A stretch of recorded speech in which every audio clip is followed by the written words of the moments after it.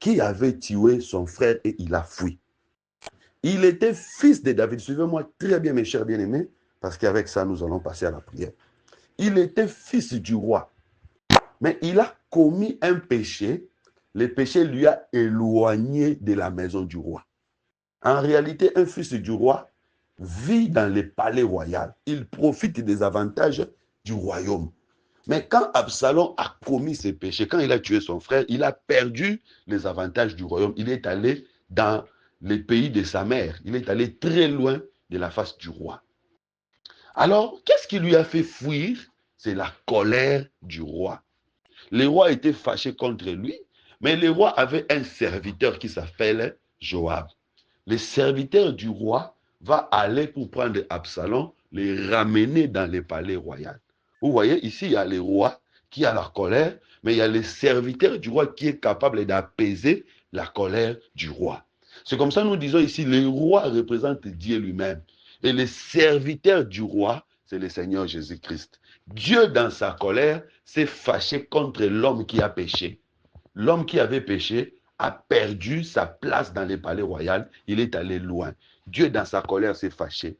Mais le même Dieu a aussi un serviteur. Le serviteur ici, c'est le Seigneur Jésus-Christ qui est capable d'apaiser la colère du roi, c'est-à-dire la colère de Dieu, et nous ramener. Parce que nous, ici, nous représentons, ou Absalom représente l'humanité. Nous étions allés loin, mais le Seigneur Jésus-Christ, qui est le véritable serviteur, est capable de nous prendre de loin où nous étions pour nous ramener encore auprès du roi. Bien aimé, un enfant du roi, un fils du roi, qui laisse le palais royal, qui va loin, il a perdu les avantages. Donc, quand il arrive loin du roi, c'est que tous les avantages d'un enfant du roi, du fils du roi, il n'en aura plus. Mais quand le serviteur vient, il les prend, il les ramène, il va retrouver et récupérer les avantages de la royauté. Voilà pourquoi nous disons, à cause du péché, nous avons perdu les avantages de la royauté. Mais il y a quelqu'un qui était venu pour nous prendre, pour nous ramener, afin que nous puissions récupérer les avantages de la royauté. Oh, c'est quoi les avantages de la royauté? Un enfant du roi a l'autorité. Il peut dire une chose et la chose va s'accomplir. Il peut demander qu'on chasse quelqu'un, on va le chasser. Il peut demander qu'on lui donne quelque chose, on va lui donner. Mais à cause du péché, nous avons perdu ces avantages. C'est comme ça qu'il faut faire très attention. Même si tu es enfant de Dieu, tu es baptisé, tu pries, tu gênes, mais les péchés peuvent te faire perdre certains avantages. Mais il y a quelqu'un qui avait accepté de nous ramener afin que nous puissions récupérer les avantages. Cette personne-là, c'est le Seigneur Jésus-Christ. Mais attention, il y a maintenant ici 3 étapes. Première étape, il va prendre Absalom qui était loin, il les ramène encore. Mais quand Absalom est rentré, la Bible dit, Absalom va rester dans la maison, il ne va pas voir la face du roi. Il reste dans sa maison. Mais pendant qu'il était dans sa maison, il va développer une beauté extraordinaire. La Bible dit, il était sans défaut. Non, non, moi je n'ai jamais vu un homme comme ça. On dit, il était beau de la tête jusqu'aux planches des pieds. Il avait beaucoup de cheveux. Il vivait d'une manière agréable. Il était dans sa maison. C'est comme ça nous disons, Absalom ici représente l'Église. Bien aimé, les cheveux dans la Bible, c'est l'image de la gloire. En réalité, l'Église du Seigneur doit être glorieuse. La gloire de l'Église, c'est la puissance. La gloire de l'Église, c'est le miracle. La gloire de l'Église, c'est la connaissance. Parce que Absalom, quand il revient de loin où il était, on le place dans la maison, il doit développer la beauté. C'est comme ça que nous disons, nous aussi, nous étions loin. Nous étions dans le monde. Le Seigneur est venu nous chercher, il nous a placés dans la maison qui est l'Église. Pendant que nous sommes dans la maison, nous devons développer la beauté. Développer la beauté, c'est-à-dire développer les bonnes œuvres. Parce que la beauté d'une femme, c'est les œuvres. Voilà, nous comme l'Église, notre beauté, c'est les œuvres. Voilà pourquoi même sur le plan physique, nous pouvons dire à nos sœurs, en réalité, tu peux être belle, tu as de beaux yeux, tu as des cheveux, tu es belle, une bonne taille. Si tu es impoli, ta beauté là va disparaître. Parce que quand tu mets l'homme mal à l'aise, il n'a même plus le temps de regarder tes beaux yeux. Vous voyez? Donc, quand on a de bonnes œuvres, en réalité, les bonnes œuvres deviennent le miroir de notre beauté. Mais quand quelqu'un n'a pas de bonnes œuvres, même sa beauté ne sert plus à rien. Même les hommes, tu peux avoir un homme qui est beau, il a une bonne taille, il est corpulent, il est tout. Mais s'il te fait souffrir, sa beauté, là, tu ne verras plus ça. Vous voyez, donc quand quelqu'un a de bonnes œuvres, les bonnes œuvres deviennent l'image de sa beauté. C'est comme ça que nous disons que Absalom qui développe la beauté ici, c'est l'image de l'Église qui est placée, le peuple qui est placé dans l'Église et qui développe les bonnes œuvres. Donc il reste là, il développe les bonnes œuvres et il a des cheveux qui est l'image de la gloire. Mais il attend maintenant voir la face du roi. C'est ça. Donc aujourd'hui, l'Église, nous sommes encore dans la maison. Nous sommes les peuples. Le Seigneur nous avait pris dans le monde. Il nous a amenés. Nous sommes encore dans la maison, c'est-à-dire dans l'Église. Nous sommes en train d'écouter la parole pour que nous puissions développer la beauté qui est l'image des bonnes œuvres. Mais après, jusqu'à aujourd'hui, nous ne sommes plus rentrés dans les palais royaux. Nous ne sommes pas encore rentrés dans les palais royaux. Nous attendons encore. Entrer dans les palais royaux, c'est quoi? C'est ça l'enlèvement. Nous attendons l'enlèvement. C'est que peu importe tout ce que nous recevons sur la terre, notre objectif, ce n'est pas de nous limiter ici. Notre objectif, c'est aller au ciel pour voir la face du roi, c'est-à-dire voir la face de Dieu. Mais avant d'aller là-bas, il faut développer la beauté.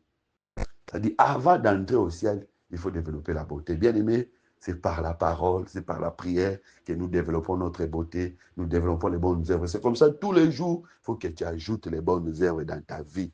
Du jour au jour, il faut que tu croisses par rapport aux bonnes œuvres. Il faut demeurer dans la maison. Demeurer dans la maison, c'est demeurer dans l'église, demeurer sous la conduite des hommes de Dieu. Alors, bien aimé dans le Seigneur, avant d'aller voir la face du roi, Absalom ne sera pas malheureux.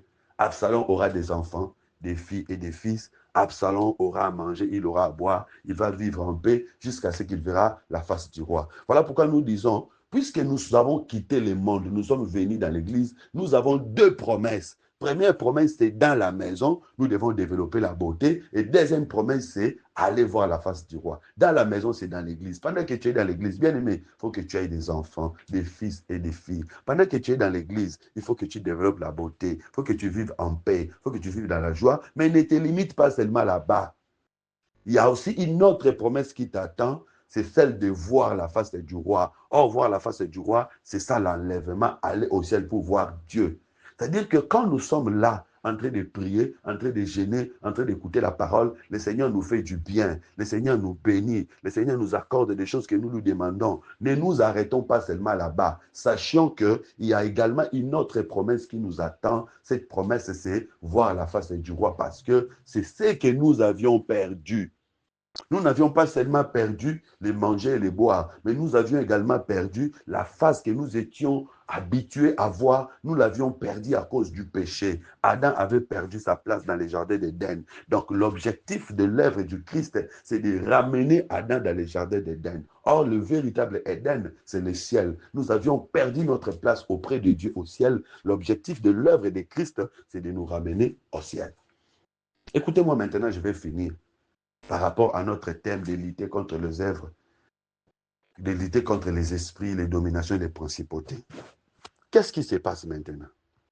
Malgré que Absalom est revenu, malgré que Absalom est dans la maison, dans sa maison, mais Absalom ne profitait pas toujours de sa position comme fils du roi. Il fallait que Absalom puisse réclamer afin qu'il puisse profiter aussi de sa position comme fils du roi. Bien aimé, c'est là où se trouve mon problème ce soir.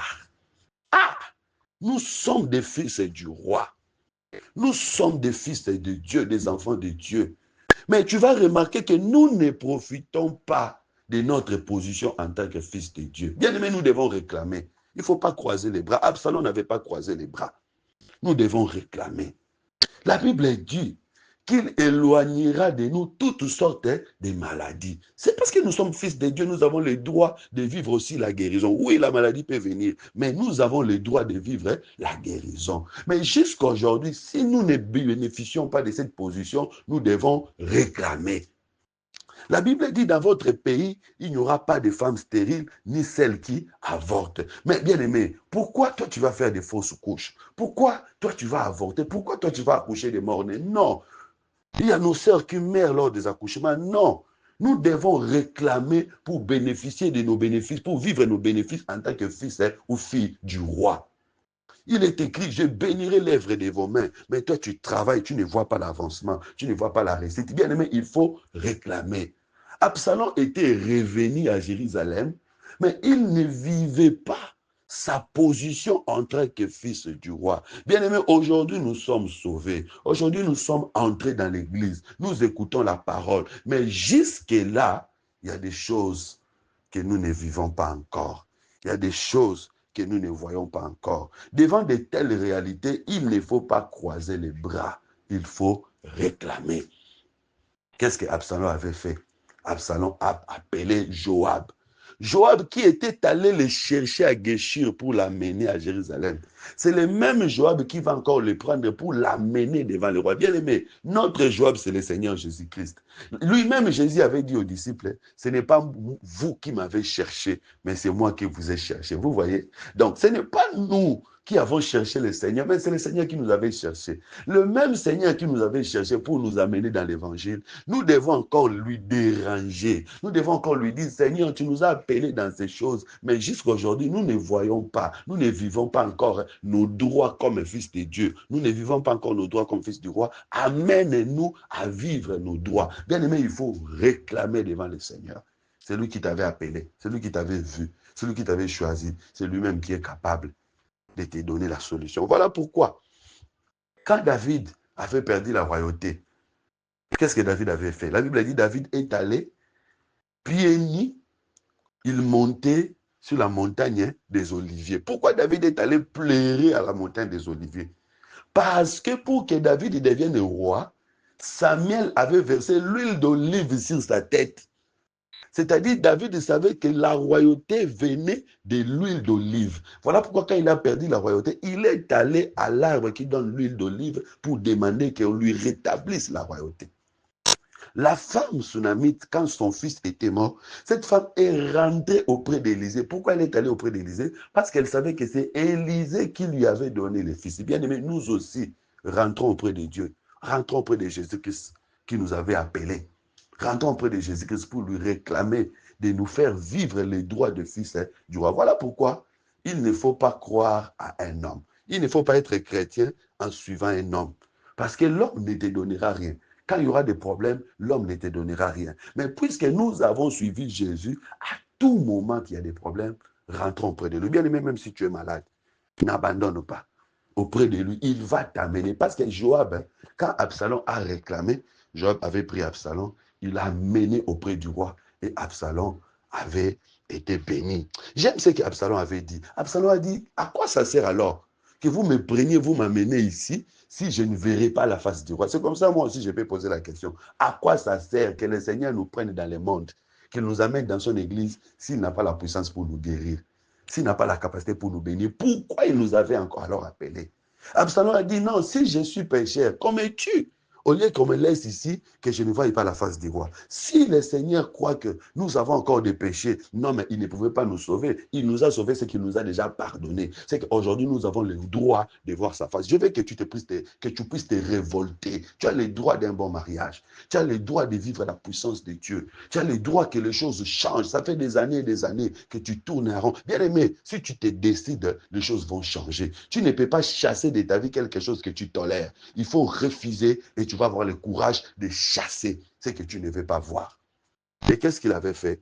Absalom avait allumé le feu dans les champs de Joab. Quand il allume le feu dans les champs de Joab, Joab va venir vite. Bien aimé, allumer le feu, c'est aussi la prière. Je veux que tu prennes le temps de prier. Si possible, que tu te tiennes debout là où tu es, que ce soit dans ton salon, dans ta chambre. Tiens-toi debout, mon frère. Tiens-toi debout, ma soeur. Nous allons prier le Seigneur. Nous allons réclamer que le Seigneur nous établisse encore, que le Seigneur nous donne encore une place auprès de lui, que le Seigneur nous sommes les enfants de Dieu. Nous avons droit de voir la main de Dieu, de voir la puissance de Dieu. Tu vas prier, bien-aimé, avec ton cœur, avec la foi. C'est lui qui t'a appelé. Il t'a établi dans son église. Il te parle tous les jours. Il faut que tu voies sa main. Élève ta voix. Prie au nom de Jésus-Christ.